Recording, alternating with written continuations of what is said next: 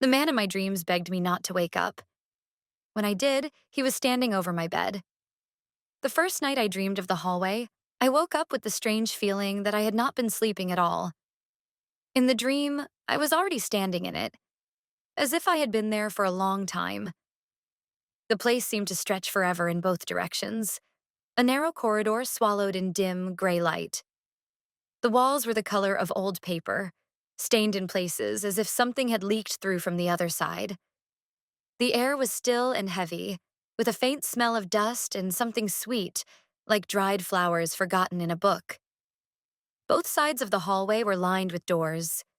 They were all closed, all identical, tall, thin, painted a peeling off-white with brass knobs dulled by time. I remember thinking that if I opened one, I would break some unspoken rule, so I kept my hands at my sides. My footsteps made no sound. There was no echo, no creak of floorboards, nothing. Just a hush that felt thick enough to choke on. At the very end of the hallway stood a man. He was too far away to see clearly, just a pale, vertical shape in an old, dark suit. He did not move, did not wave, did not speak. He only stood there, as if he had been waiting a long time. His face was always just a little out of focus, like a photograph taken with trembling hands. I walked toward him because there was nowhere else to go. No matter how many steps I took, the distance between us stayed the same for a while, like some impossible treadmill. Then, slowly, he began to grow larger in my field of vision. I never heard my own breathing, but I could feel my chest tighten the closer I got. When I was almost within arm's reach, he lifted his hand. His fingers were long and too thin, reaching toward my shoulder, about to touch. Then I woke up. I lay in my own bed, staring at the ceiling with my heart racing as if I had been running. The room was quiet. The clock on my nightstand glowed 3:07 a.m. I told myself it was just a dream, one of those strange, unsettling ones you forget by morning. Except I did not forget. The hallway stayed with me, clinging to the edge of my thoughts all day like a cobweb I could not brush off. The second night, the same dream. Same hallway, same doors, same silence. The man was there again at the far end, in the same dark suit, his features just as blurred. I walked toward him because that was what my body seemed to know to do. Again, he lifted his hand when I drew close. Again, I woke up before he could touch me. 3:07 a.m. By the third night, it stopped feeling like coincidence. I bought a cheap notebook from the corner store and left it on my nightstand. When I woke up, hand already reaching for the lamp switch, I wrote everything down. Long hallway. Same smell. Same doors. Man in dark suit. Always about to touch my shoulder.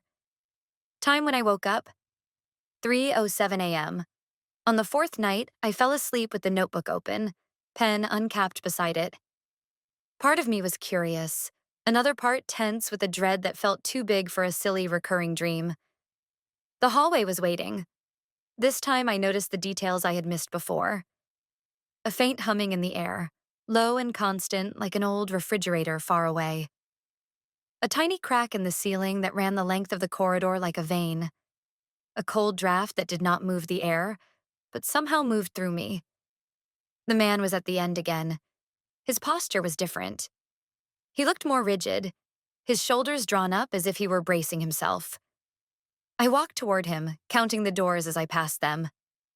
12 on the left, 12 on the right. I checked twice. They did not change. When I reached him, he lifted his hand again, but this time his head tilted, as though he were listening for something far away. Up close, his face still refused to come into focus. It was wrong in a way I could not name. Then he spoke. "Please," he said, and his voice sounded dry, as if he had not used it in years. "Do not wake up." I jolted, not in the dream, but in my body. I felt the beginning of waking, that tilt, that pull. But I forced myself to focus on him. "What?" I asked. My voice sounded clearer than his, too loud for that quiet place. "What do you mean?" His pale hand hovered inches from my shoulder, trembling. Stay here, he rasped. Do not wake up. The shock carried me out of the dream like a sharp push. I opened my eyes to darkness, my heart thudding so hard I could hear it in my ears. My room looked the same as always. My curtains, my dresser, my door half open to the hallway. My clock read 3:07 a.m. I told myself I was overreacting. It was just my brain recycling imagery, building patterns where there were none.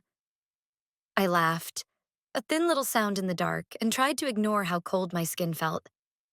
That morning at work, my coworker Jamie squinted at me across her desk. You look like you have not slept in days, she said. Are you okay? I shrugged it off and blamed late-night shows. She took a photo of us on her phone a little later, trying to cheer me up. Some silly selfie with her leaning into my space and me pretending to smile. She sent it to me during lunch. At first, I did not see anything. Just the two of us, fluorescent office lighting doing us no favors. Then my eyes drifted to the background, to the blurred window behind my shoulder. There was a shadow there. Faint but distinct. The shape of a man standing just behind me, tall, in what could only be a dark suit. His features were blurred, as if the camera had failed to focus on him at all. I stared at that photo so long my food went cold. That night, I did not want to sleep, but exhaustion finally dragged me under. When I found myself standing in the hallway again, my heart sank. The humming was louder now. The air pressurized, like the moment before a storm breaks. The man was no longer at the distant end. He was closer, much closer. Only a few doors away. His face seemed more defined, but every time I tried to look straight at it, my vision slipped, like oil on water. His hands twisted together as if he did not know what to do with them. He looked terrified. You're waking up too fast, he whispered as I walked toward him. He will notice you. My throat went dry. Who? I asked. His eyes darted over my shoulder to some point behind me in the endless hallway. When he looked back at me, his expression was pure, helpless panic. Do not open your eyes, he whispered. Before I could ask another question, I felt it. A weight pressing down on my real chest, heavy and slow, as if something were carefully leaning over me. My lungs struggled to pull in air. The hallway around us began to dim, fading like a photograph left too long in the sun. I felt myself rising toward waking, hauled upward whether I wanted it or not. In the dream, the man reached for me with both hands now, desperate. Stay here, he begged. Do not let him see you. The pressure on my chest increased, cold and deliberate, my ears filled with the sound of my own blood rushing. Somewhere far away, in the room where my body lay, I sensed a shape bending closer, close enough that I could feel breath on my skin. I tried to keep my eyes shut, but my body did not listen. Slowly, against every frantic thought in my head, I felt my eyelids begin to lift. My eyelids dragged open like they were glued down. For a second, I thought I was still in the hallway.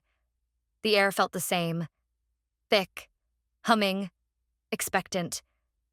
But the ceiling above me was mine, the faint pattern of badly done paintwork, the familiar dark shape of the ceiling fan. My brain recognized it. My body did not. I tried to sit up. Nothing happened. My limbs might as well have been filled with concrete. I could feel them. My hands, my legs, my chest rising and falling in short, panicked breaths. But there was a disconnect, as if all the wires between intent and action had been cut. I lay flat on my back, trapped in my own skin. The room was dim, lit only by the orange smear of the street lamp outside, leaking around the edges of my curtains. Shadows pooled in the corners. The humming from the dream was gone, but another sound slid in to replace it. The faint noise of fabric shifting. Very close. At the foot of my bed, there was someone standing, a tall, black shape against the already dark room. For a moment, I thought my eyes were playing tricks on me, turning a coat on a chair into something worse. But as my vision adjusted, the silhouette sharpened. A narrow frame in an old, dark suit. the same outline I had walked toward night after night.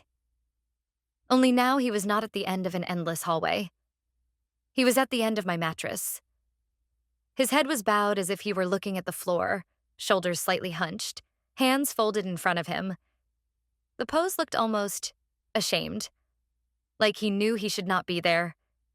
Every part of me screamed to move, to kick, to thrash, to do anything, but the message kept hitting a wall.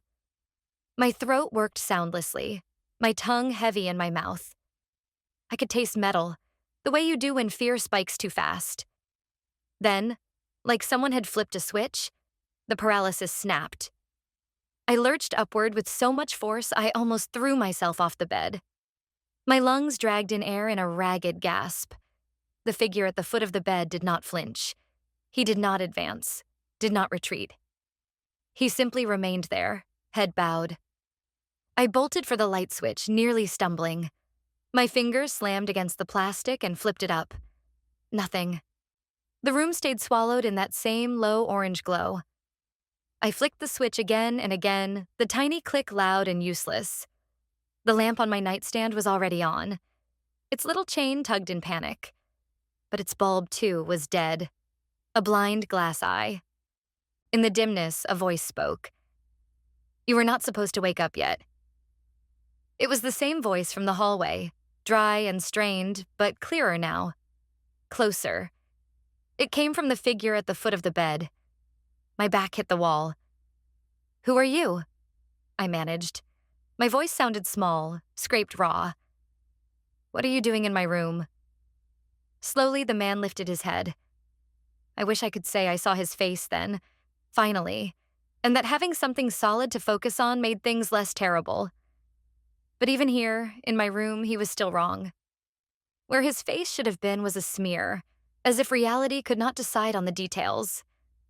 I could see the suggestion of eyes, a mouth, but every time I tried to fix on them, my vision slid off. "I am not the one you need to be afraid of," he said softly. "I am a marker." The word sounded flat, like a label that had been used so many times it had worn thin. My hands shook. "A what?" "Something that appears when someone has been noticed," he said. His fingers twitched at his sides. "When something else has taken an interest, it is a warning, or it is supposed to be." His head tilted as if listening to something I could not hear. "You wake at the wrong time. That is the problem." My pulse hammered in my ears. "The wrong time for what?" "For staying separate," he said. "When you wake as you did, it follows. It finds where the feeling of you goes." He used that word again. Feeling. Not face. Not body. Feeling. I opened my mouth to ask what he meant, but another sound cut through the room. Breathing. Not mine. Not his. It came from my left, from the indentation in the mattress right beside where my head had been. Slow, wet breaths, drawn in as if through something not designed to breathe at all. Too close. Too intimate. Each inhale whistled faintly, each exhale rattled, like it was testing different rhythms, different speeds, trying them on. I did not need to look to know the mattress had dipped there. I could feel the pull of gravity, the way the bed slanted slightly toward that spot. I froze. The man at the foot of the bed did not move. His hands were clenched now, pale against the dark of his suit. "Do not look," he said, and for the first time his voice shook. "It does not know what you really look like yet. It only knows the feeling of you." The breathing beside me hitched, as if something had heard its own description and was pleased by it. I clamped my eyes shut. The urge to open them was almost unbearable. Every animal instinct in me wanted to see, to know what was inches from my face. But buried inside that urge was something else.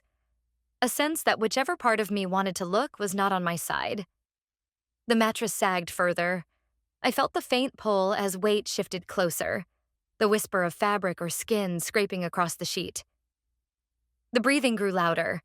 It sounded like someone trying to practice being human, taking breaths that were just a little too long, holding them just a little too possessively. Stay still, the man in the suit murmured. If you open your eyes, it will learn your face. Tears burned behind my lids. I did not move, did not breathe too deeply, did not dare turn my head even a fraction. The room had shrunk to a knife edge. The trembling voice at the foot of the bed, the horribly curious breathing inches from my ear. Then something cold touched my cheek. Not the cold of air, or metal, or ice. This was the cold of something that did not have blood in it. The tip of a finger, narrow and too smooth, traced along my skin with awful slowness, as if mapping me. It slid from my cheekbone to the corner of my eye, pausing there, pressing lightly against my eyelid. The finger moved back and forth, feeling the thin skin, the shape of the socket beneath, as if searching for a seam. The breathing was right at my ear now, hot and damp. I could feel the shape of a mouth I dared not see, hovering. Do not, the man started, but he was too late. The finger on my eyelid stilled. A voice right beside my ear, too close and too eager, whispered, "Found you." I did not scream when it said it. I wanted to, but my throat forgot how. "Found you," it whispered, and the cold finger on my eyelid pressed just hard enough that I felt the faintest drag of nail. Then everything cut out. I woke up to daylight pouring rude and bright through the curtains, my alarm blaring from the floor where I must have knocked my phone in the night. My whole body ached, like I had slept on concrete instead of a mattress. For a few seconds I lay there, blinking at the ceiling, trying to decide which parts had been dreams and which parts had not. Sleep paralysis, I told myself. That explained the heaviness, the feeling of being pinned, the hallucinations, the voice. That was what people saw during episodes. Shadows at the foot of the bed, shapes on their chest, whispers in their ear. A brain glitch. It was almost convincing until I turned my head. On the bedside table, in the thin film of dust I always told myself I would wipe away tomorrow, were prints. Not neat fingerprints, but long, smudged streaks, 4 of them in a fan shape, as if something with fingers too long had braced itself there and dragged slightly. They were the same length as mine from palm to fingertip, but the proportions were wrong. Too much finger, not enough hand. There was another mark, too. On the pillow beside my head, where no one had slept for months, the fabric still held the faint dented outline of something that had weight. The depression was exactly where a head should have been if someone had been lying there facing me. My stomach turned. Sleep paralysis, I tried again, but the word felt thin now. I got up, hands shaking, and spent the next hour in a kind of frantic fog. I stripped the bed, changed the sheets, wiped the table, opened every drawer as if I might find a rational explanation tucked underneath some old receipts. There was nothing, of course. By afternoon, my desperation had curdled into resolve. If this was some kind of internal breakdown, I needed proof. If it was not, I needed proof even more. I bought 2 cheap cameras that same day, the kind people use as baby monitors. I set one on the dresser, pointing directly at the bed, wide angle, no blind spots. The other I aimed at the door in the corner where the shadows always gathered thicker. I checked the feeds on my phone until I made myself sick. Then I set an alarm for 3 in the morning and told myself I would stay awake, that I would watch it happen instead of letting it roll over me unseen. Of course I did not. Near midnight, my eyelids started dropping on their own, heavy as if someone had hooked tiny weights to my lashes. I propped myself up with pillows, dug my nails into my palms, stared at my glowing phone screen until my vision blurred. The last thing I remember seeing was 2:53 a.m. Then the hallway swallowed me. There was no gentle drift this time. It was like being yanked underwater. One blink and I was upright in that endless corridor, doors stretching out in both directions, the humming louder than it had ever been. The man in the suit was not at the far end anymore. He was inches away. His hands gripped my shoulders hard enough to hurt. Up close, his face finally held. Eyes, nose, mouth, all in the right places, but too still, like they had been arranged there and left. His eyes were clear now, a pale gray like diluted ash, and they were full of pity. It knows your face now, he said. His fingers tightened. You gave it a path. I swallowed. I did not remember trying to open my eyes, only the way my body had betrayed me. I begged without caring how pathetic I sounded. How do I stop this? Please tell me how to stop this. His jaw worked, as if the answer hurt to say. There is no stopping, he said. Only delaying, only choosing where you spend the time. I did not understand. He leaned in closer. Here, you are feeling without form. It cannot reach you as easily. Out there, you are form without understanding. That is what it wants. If you stay here longer, it has less of you to shape. If you wake up, it has more time to learn. The logic made a sick kind of sense. Hide in the dream, where it was harder for that thing to find me, or wake up and let it study me like a model on a table. I thought of the cameras, of proof, of some stranger telling me later that they saw nothing on the tape and that all of this lived only in my head. I need to see it, I said. I need something real. His expression flickered, something like disappointment moving across it. All I can do is delay it, he repeated, as if that were his whole identity, his whole purpose. Then he released my shoulders. The humming rose and the hallway brightened to a horrible white. I felt myself rushing upward. I woke with my heart plummeting, my body slick with cold sweat. The room was dark again, but the clock on my phone read 3:14 a.m. My cameras were still humming quietly, tiny red lights blinking. I did not let myself think. I grabbed the phone, pulled up the app, and scrubbed back to 3 in the morning. The first camera showed my bed from the footboard. At 3:07 a.m., my body on the mattress went rigid, every muscle tensing at once. I watched myself, eyes closed, mouth parted slightly, chest barely moving. Nothing else was in frame. Then, in the far right corner of the screen, the darkness started to peel. There is no better word for it. The shadow did not walk in. It unfolded, separating itself from the already dark corner like a sheet being pulled away. A tall smear of blackness, wrong against the geometry of the room, stepped closer without quite stepping at all. It stopped beside the bed, right where I knew the imprint would be on the pillow. As it leaned toward my face, the upper part of it bulged.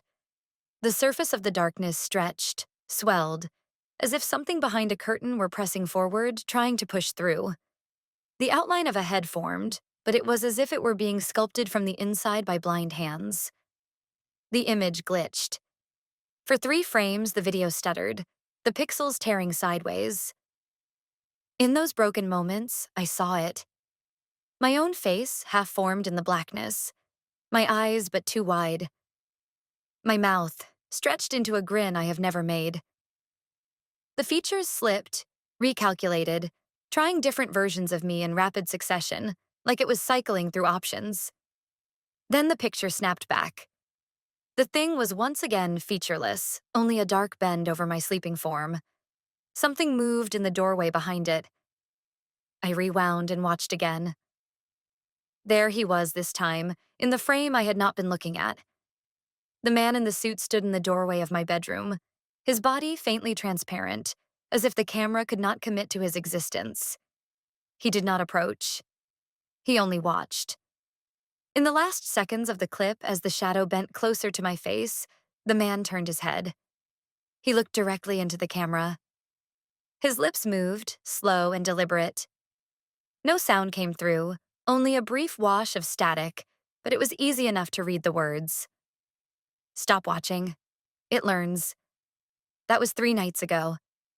Since then, I have done what people do when they do not know where else to go.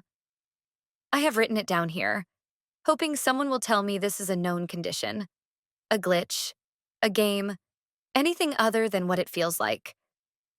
But something is wrong outside the videos now. Today, I saw a man on the bus whose eyes were my eyes for a moment too long before they changed back. A woman passing me on the street had my mouth when she smiled, wide and slightly crooked in exactly the way mine is in old photos. A baby in a stroller stared at me with an expression I know I have made in the mirror, confusion tilting its features into a face I recognized as my own before it shifted into a cry. People should not wear pieces of your face like that. Reflections should not lag behind and catch up grinning. I am typing this on my phone, sitting up in bed, telling myself I will post it, and that sharing it will somehow thin it out, make it less heavy. As I write the last line, I notice the tiny circle in the corner of the screen, the front camera preview. It shows me, pale and tired, leaning against my pillows. Behind me, over my shoulder, stands the man in the suit. And beside him, something tall and dark, its head now perfectly shaped, wearing my face. It is smiling as if it has finally gotten it right.